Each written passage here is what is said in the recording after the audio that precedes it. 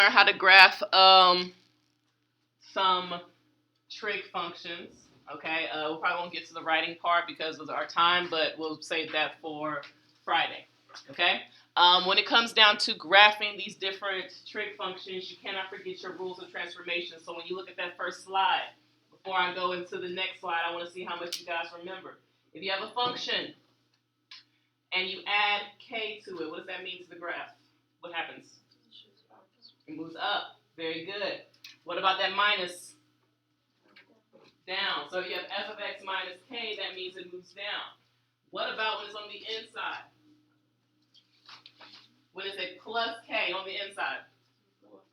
It moves to the left.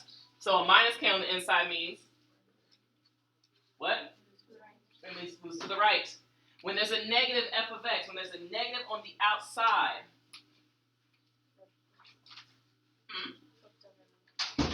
flipped over the what? Horizontal. Flipped over the horizontal, and so flipped over the x-axis? Yes. So then a negative on the inside means it is flipped over the y-axis. Okay? And then, what about there's a number on the outside of your function? It's a stretch, maybe a shrink. Which way? How so? What's that? What way is that? Vertical. Okay, so this is a vertical stretch or shrink, depending on the number. By what? By Q, or in this case, it's a P. So vertically stretched by a factor of P. So then when there's a number on the inside,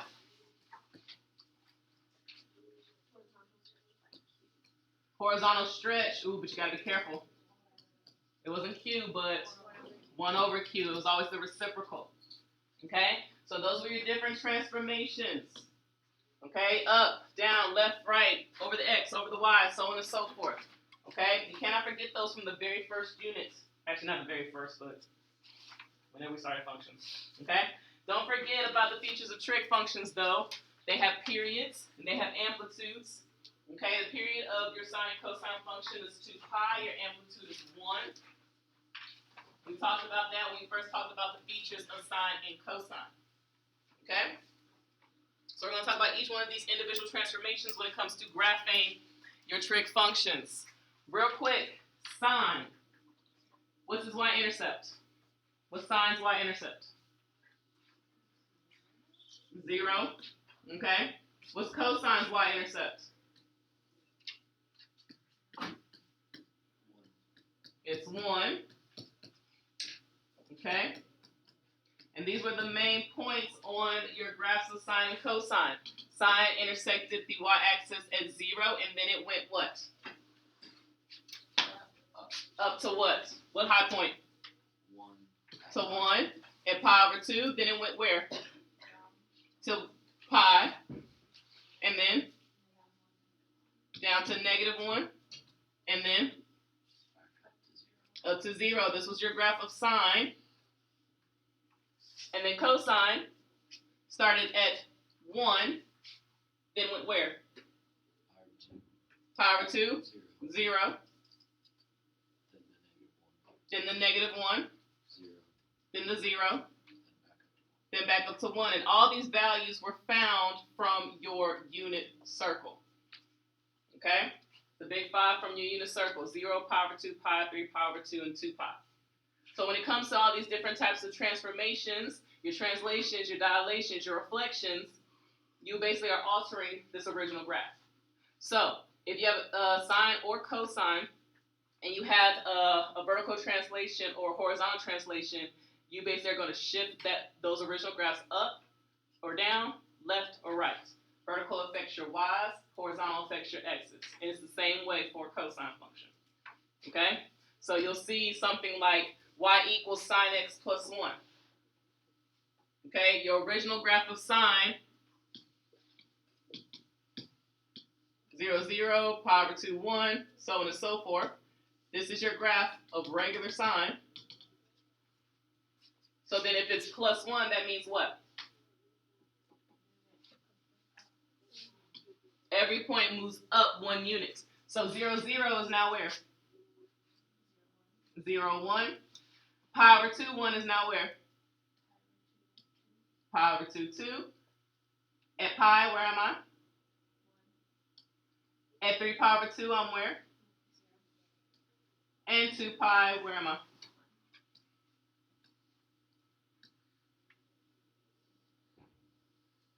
So then that will be your graph of sine x plus 1.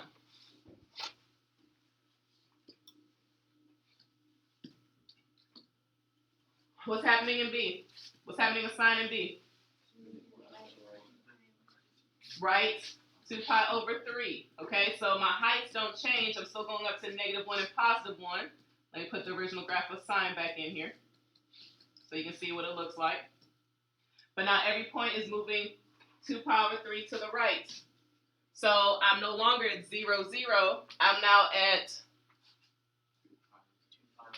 2 pi over 3, 0. And where is 2 pi located? In between what values? Pi over 2 and pi. So this point is now here. And if you ever have any issues when it comes to like, okay, well, now I'm dealing with pi's and I'm trying to move them left or right, just take those original points and add them. How do you add fractions? What's the common denominator between 2 and 3? 6. So this has to be multiplied by 3, and this one has to be multiplied by 2. So the next point for pi over 2, 1 is now going to be at 7 pi over 6, 1. So that's after pi, is it not? A little bit after pi? Okay. What if I add 2 pi over 3 to pi?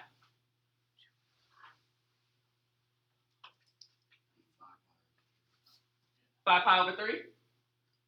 Okay. What if I add 2 pi over 3 to 3 pi over 2? Yes. When I move 3 pi over 2 to the right, 2 pi over 3 units, where am I? 13 pi over 6. That is after which one? That's right after 2 pi. And what about 2 pi plus 2 pi over 3? 8 pi. So 8 pi over 3.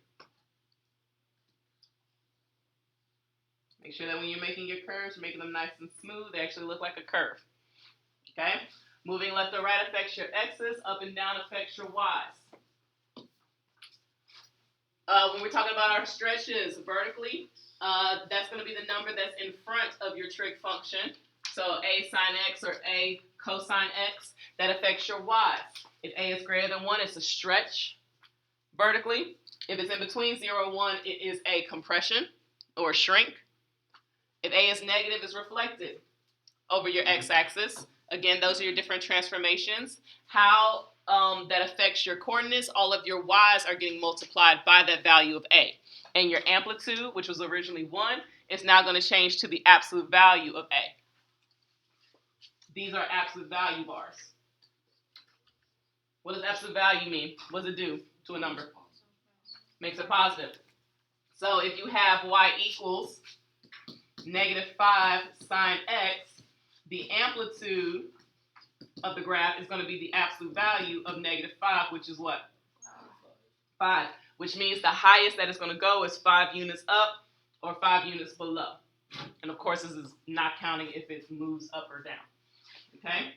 All of your y values will get multiplied by a. So if a is a -5, you're going to multiply all of your y values by -5. That takes care of the flipping and the stretching. So when you look at this, what's my amplitude in this problem? 0.25. I'm going to multiply all of my y's by 0.25, or multiply by 1/4. The original graph of cosine starts here, goes down, comes back up. So this point here at 0, 1 will now be where? 0.25. Because I'm multiplying all of my y's by 0.25. What about this point that's at pi over 2, 0? Stays at 0. -1 Negative 0.25. What about the next one? 0. And then the one that said 2 pi is now going to be where? 0.25. You see how it's being compressed vertically, shrunken, closer to the x-axis? What about in B? What's happening to the graph of cosine? Flipped over the x and multiplied by 2. So this graph in orange is going to be flipped upside down and it's going to be stretched. Where's my y-intercept now? Negative 2. This point is where? Same. This point? This point? And this point?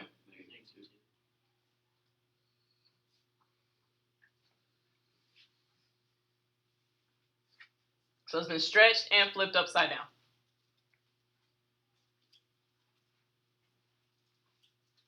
Questions on those two? When you're looking at your horizontal, stretches or shrinks. Okay, you have to be careful. This is the number that's on the inside of the function, so sine bx or cosine bx. And all these things, they apply to tangent as well. The stretching and the moving up and down, those apply to tangent. But it does matter a little bit more in tangent with these than it did with the other ones. B is greater than 1, then it's actually a horizontal shrink. It means it's going to be closer to the y-axis. If B is in between 0 and 1, it's a stretch, so it means it's elongated, it's further away from the y-axis. And then B is negative, is a reflection over your y-axis. We talked about this when we reviewed transformations. All of your x's are going to get multiplied by 1 over B. That is the factor that causes the stretch. So it's always 1 over that value. And for sine and cosine, the period will change from 2 pi to be 2 pi over B, absolute value of B. And tangent will change from pi to pi over the absolute value of B.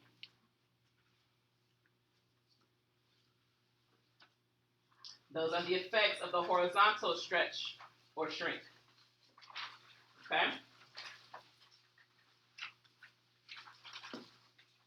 So when you look at this particular one, let's talk about it first. What is the value of B? 0.5. What's that as a fraction?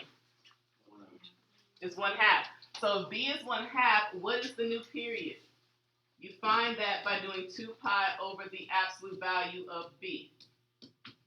If B is 1/2, what's my new period? 4 pi. Keep change flip, 4 pi. That means that this graph is going to be stretched and it's going to basically start at 0 and end at 4 pi, not 2 pi. How do you get that effect? Again, horizontal stretches and shrinks affect your x's and you multiply all of them by 1 over B. So all of your x values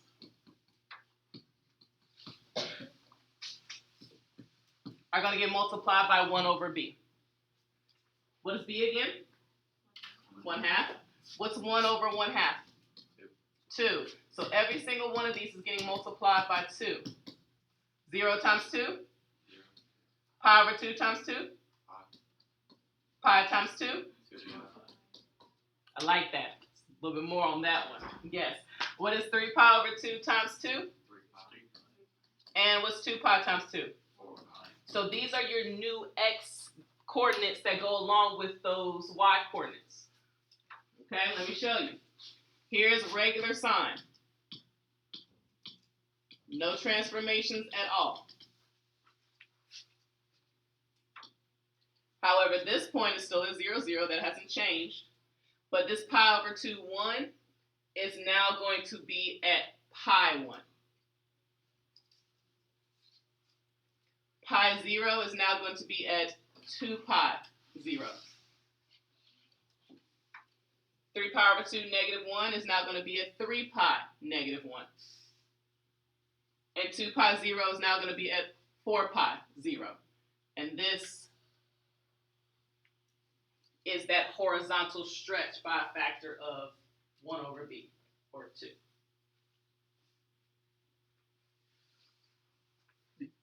Do you see how the different transformations affect those graphs? Yes? Do you see in which ways they affect those graphs?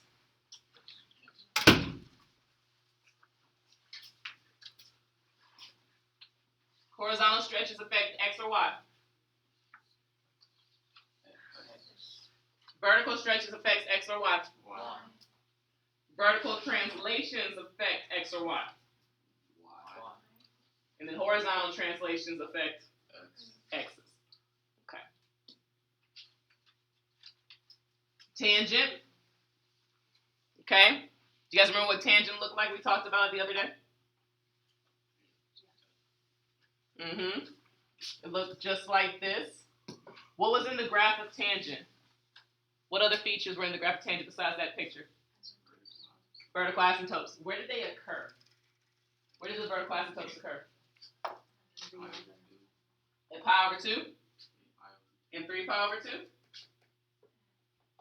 Okay. So if I originally had vertical asymptotes at pi over 2 and 3 pi over 2, where were my x-intercepts? Pi, 0, 2 pi. Hence how the graph curved in respective manner when we talked about tangent last week. The pink is regular tangent. Does everybody see that? What does that x plus pi over 2 mean? It's moved to the left, pi over 2. That's everything. That's not just the curve of tangent, that's the asymptotes as well. So if everything moves to the left pi over 2 units, where is my vertical asymptotes now? 0, pi, and then at 2 pi. So this might look a little crazy. So if you have a different color pen, if you're going to graph the original and then the transform, I would definitely change colors at this point. Okay? Because now you have a vertical asymptote here, and here, and here. Where are my x-intercepts now? Negative pi over 2, pi over 2, and 3 pi over 2.